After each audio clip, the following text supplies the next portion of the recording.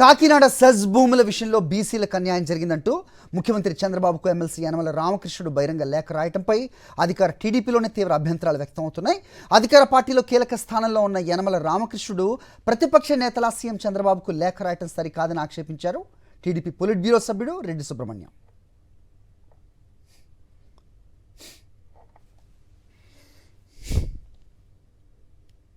అధికార పార్టీలో ఉండి అత్యున్నతమైనటువంటి స్థానంలో ఉండి ఒక పాలిట్ బ్యూరో సభ్యుడిగా కొనసాగుతూ శాసన మండలి సభ్యుడిగా ఉంటూ గతంలో అనేక పదవులు అనుభవించినటువంటి వ్యక్తి ఆయన ఏదైనా చెప్పాలనుకుంటే నిర్భయంగా నిస్సందేహంగా ముఖ్యమంత్రి గారికి ఫోన్లో అయినా చెప్పొచ్చు, లేకపోతే పాలిట్ బ్యూరో సమావేశాల్లో చెప్పొచ్చు, లేకపోతే స్వయంగా కలిసి చెప్పొచ్చు.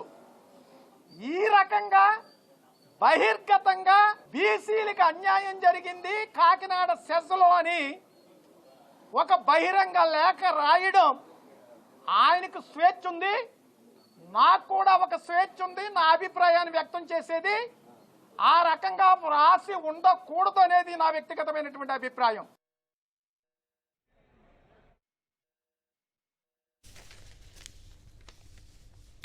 నలభై ఏళ్లుగా రాజకీయంలో ఉన్న యనమల రామకృష్ణుడు ఏనాడైనా బీసీల గురించి మాట్లాడారా అని ప్రశ్నించారు టీడీపీ పొలిట్ బ్యూరో సభ్యుడు రెడ్డి సుబ్రహ్మణ్యం.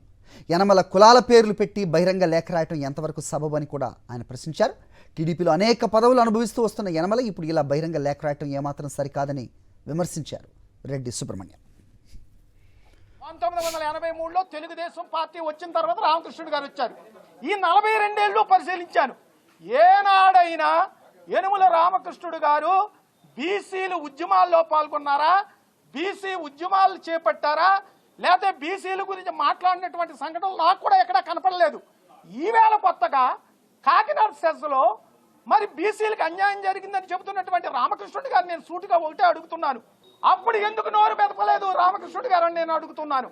ఆ తర్వాత అధికారంలోకి వచ్చిన తర్వాత కేబినెట్ లో మరి ఆమోదించారు. ఆ కేబినెట్ లో ఆమోదించినప్పుడు ఈయన ఎందుకు వ్యతిరేకించలేదని నేను అడుగుతున్నాను. కాబట్టి దయచేసి ఇటువంటి లేఖలు రాయటం అధికారంలో ఉండి కరెక్ట్ కాదు. ఒకవేళ లేఖలు రాసినా ఆ కులాలని చివర తగిలించి రాయటం కరెక్ట్ కాదు.